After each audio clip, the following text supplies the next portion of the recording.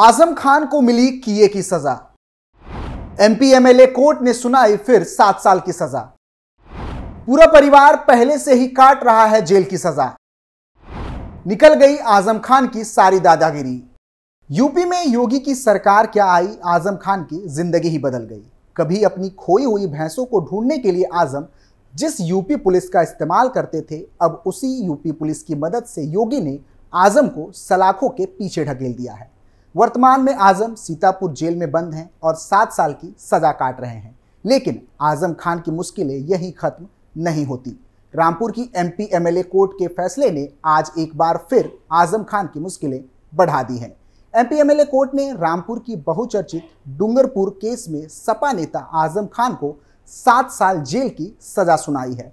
क्या है रामपुर का डूंगरपुर केस, जिसको लेकर एमपी एमएलए कोर्ट ने आजम खान को 7 साल की सजा सुनाई है, जानेंगे आज की स्पेशल स्टोरी में।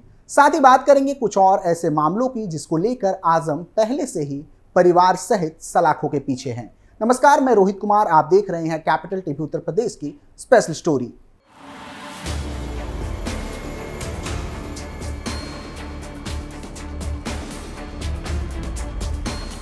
दरअसल पूरा मामला जमीन हड़पने और मारपीट से जुड़ा है, जिसको लेकर 16 मार्च को रामपुर की एमपी एमएलए कोर्ट ने आजम के साथ 4 लोगों को दोषी करार दिया था। इसमें रामपुर के पूर्व नगर पालिका अध्यक्ष अजहर अहमद खान, पूर्व क्षेत्राधिकारी आले हसन और बरकत अली मौजूद है। सीतापुर जेल में बंद सपा नेता वीडियो कॉन्फ्रेंसिंग के जरिए कोर्ट में पेश हुए, जिसके बाद सुनवाई करते हुए आजम को 7 साल की सजा सुनाई गई। क्या है पूरा मामला?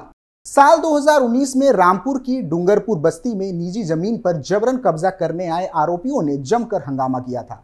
आरोप है कि वहां मौजूद घर में घुसकर लोगों से मारपीट की गई, पैसे और सामान लूट लिए गए थे। यूपी में बीजेपी की सरकार आने के बाद जमीन के मालिक एहतेशाम ने आजम खान सहित 6 लोगों के खिलाफ केस दर्ज करवाया था। सभी के खिलाफ आईपीसी की धारा 452, 504, 506 और 120B के तहत केस दर्ज है। इसमें आजम खान को आपराधिक साजिश रचने का दोषी माना गया है, जबकि बाकी 3 लोगों पर घर में घुसकर मारपीट करने, धमकाने और डकैती जैसे गंभीर दोष सिद्ध हो चुके हैं। 2 आरोपी सबूतों के अभाव में बरी हो चुके हैं।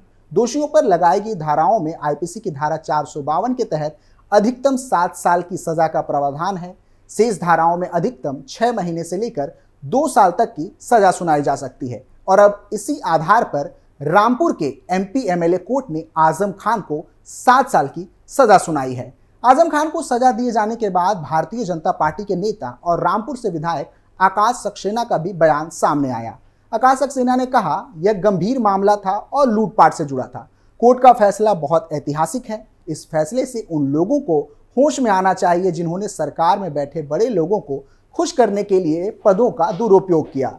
सक्सेना ने आगे कहा कि जिन लोगों ने पुरानी सरकार में अत्याचार किया, उन सभी के खिलाफ कार्रवाई होगी। आजम खान के खिलाफ लड़ाई और मजबूत हो रही है और रामपुर किसी का गढ़ नहीं, ये केवल लोगों का खौफ था। आज वक्त सबको जवाब दे रहा है। आले हसन का जिक्र करते हुए सक्सेना ने कहा कि पूर्व अधिकारी ने रामपुर की जनता पर अत्याचार किया और लोगों को बेघर करने का काम किया, जो कि शर्मनाक था और इसकी सजा मिलनी जरूरी है। आजम को फर्जी सर्टिफिकेट मामले में हो चुकी है जेल। बताते चले कि पिछले साल फेक बर्थ सर्टिफिकेट केस में सपा नेता आजम खान, उनकी पत्नी तंजीन फातिमा और बेटे अब्दुल्ला आजम को दोषी करार देते हुए 7 साल की सजा सुनाई गई थी। फेक बर्थ सर्टिफिकेट का यह केस साल 2017 के यूपी विधानसभा चुनाव से जुड़ा है। तब अब्दुल्ला आजम ने रामपुर की स्वार विधानसभा सीट से सपा के टिकट पर चुनाव लड़ा था। इस चुनाव में उनकी जीत भी हुई थी। चुनावी नतीजों के बाद उनके खिलाफ हाई कोर्ट में केस दाखिल कर दिया गया था। उन पर आरोप लगाया गया था कि अब्दुल्ला आजम ने चुनावी फॉर्म में जो उम्र बताई है, असल में उनकी उम्र उतनी नहीं है। आरोप था कि अब्दुल्ला विधानसभा का चुनाव लड़ने की उम्र का पैमाना पूरा नहीं करते। शैक्षणिक प्रमाण पत्र में अब्दुल्ला का डेट ऑफ बर्थ 1 जनवरी 1993 है, जबकि जन्म प्रमाण पत्र में 30 सितंबर 1990। यह मामला हाईकोर्ट पहुंचने के बाद इस पर सुनवाई शुरू हुई थी। अब्दुल्ला आजम की तरफ से पेश किए गए जन्म प्रमाण पत्र को फर्जी बताया गया था। इसके बाद स्वार सीट से उनका चुनाव रद्द कर दिया गया था। अब्दुल्ला व पहले जन्म प्रमाण पत्र के आधार पर पासपोर्ट हासिल करने और विदेशी दौरे करने के साथ ही सरकारी उद्देश्य के लिए दूसरे प्रमाण पत्र का इस्तेमाल करने का भी आरोप है। दरअसल अब्दुल्ला आजम के पास 2 अलग अलग जन्म प्रमाण पत्र हैं। एक जन्म प्रमाण पत्र 28 जून 2012 को रामपुर नगर पालिका ने जारी किया था, जिसमें रामपुर को अब्दुल्ला के जन्म स्थान के रूप में दिखाया गया है। वहीं दूसरा जन्म प्रमाण पत्र जनवरी 2015 में जारी किया गया, जिसमें लखनऊ को उनका जन्म स्थान दिखाया गया है। और इन्हीं दो प्रमाण पत्रों ने आजम खान और उनके परिवारों की मुश्किलें बढ़ाने का काम किया है। समाजवादी पार्टी के कद्दावर नेता और यूपी विधानसभा के सबसे वरिष्ठ विधायक रहे आजम खान का लंबा राजनीतिक सफर रहा है। 45 साल के सियासी सफर के दौरान आजम खान ने कई बार उतार चढ़ाव देखे, लेकिन बीते 3 सालों में आजम खान की मुश्किलें इस कद्र बढ़ी कि 45 साल का राजनीतिक सफर सा थम गया। भड़काऊ भाषण मामले में कोर्ट आजम खान को 3 साल की सजा सुना चुकी है, जिसके बाद आजम खान की विधानसभा सदस्यता भी रद्द कर दी गई थी। आजम ने 1977 में लड़ा था पहला चुनाव। सपा के वरिष्ठ नेता आजम खान ने 1977 में पहली बार रामपुर विधानसभा सीट से चुनाव लड़ा था। हालांकि तब वह चुनाव हार गए थे, लेकिन इसके बाद 1980 में वह चुनाव जीत गए और पहली बार विधायक बने। इसके बाद कभी ऐसा नहीं हुआ जब आजम खान किसी सदन के सदस्य ना रहे हों।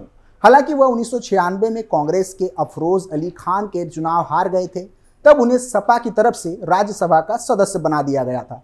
लेकिन यह पहली बार था जब आजम खान को कोर्ट ने भड़काऊ भाषण मामले में 3 साल की सजा सुनाई थी और निर्वाचन भी शून्य घोषित कर दिया गया था, जिसके बाद 45 साल लंबा यह सियासी सफर मात्र 3 साल में थम गया। सपा सरकार में आजम खान की बोलती थी तूती। सपा नेता आजम खान की प्रदेश में तूती बोलती थी। प्रदेश में जब जब सपा की सरकार बनी तो कैबिनेट मंत्री रहे। सपा सरकार में उनका रुतबा मुख्यमंत्री के बाद सबसे अधिक रहा था। उनके फैसले पर उंगली उठाने की किसी की हिम्मत नहीं हुआ करती थी। यहां तक अखिलेश यादव के नेतृत्व वाली सपा सरकार के दौरान आजम खान की भैंसें चोरी हो गई थी, जिसके बाद पुलिस अफसरों के हाथ पांव फूल गए थे। पुलिस ने 24 घंटे के भीतर उनकी भैंसें बरामद कर ली थी। यह मुद्दा भी भाजपा ने खूब उठाया था। प्रधानमंत्री नरेंद्र मोदी ने अपनी सभाओं में खुद आजम खान की भैंसों का कई बार जिक्र किया था, लेकिन वक्त का पहिया घूमा और आजम खान अपने सबसे खराब दौर से गुजर रहे हैं। आजम सपा के संस्थापक सदस्यों में से थे। आजम खान को मुलायम सिंह यादव के सबसे करीबी नेताओं में से एक गिना जाता था। वे सपा के संस्थापक सदस्य भी हैं। उन्होंने कभी सपा का साथ नहीं छोड़ा, लिहाजा मुलायम सिंह यादव ने भी आजम खान को आगे बढ़ाया। मुलायम सिंह यादव और आजम की दोस्ती के किस्से आज भी सियासी गलियारों में सुनाए जाते हैं। 2019 से बढ़नी शुरू हो गई थी आजम खान की मुश्किलें।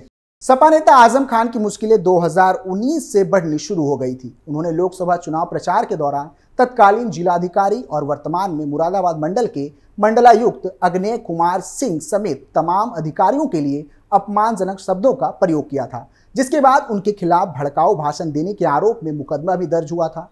इसी मामले में कोर्ट ने उन्हें 3 साल की कैद और 6,000 रुपए जुर्माना अदा करने की सजा सुनाई थी। फिलहाल अभी भी उनके खिलाफ विभिन्न धाराओं और थानों में 100 से अधिक मुकदमे दर्ज किए जा चुके हैं। बता दें कि सपा नेता आजम खान के भाषणों का अलग ही क्रेज हुआ करता था। एक जमाना था जब आजम खान के भाषणों को सुनने के लिए लोग दीवाने थे, लेकिन उसी जुबान की वजह से आजम खान का लंबा राजनीतिक इतिहास मटिया मीट हो गया और अब सलाखों के पीछे अपने किए की सजा भुगत रहे हैं। फिलहाल के लिए इतना ही। आप देखते रहिए कैपिटल टीवी उत्तर प्रदेश। नमस्कार।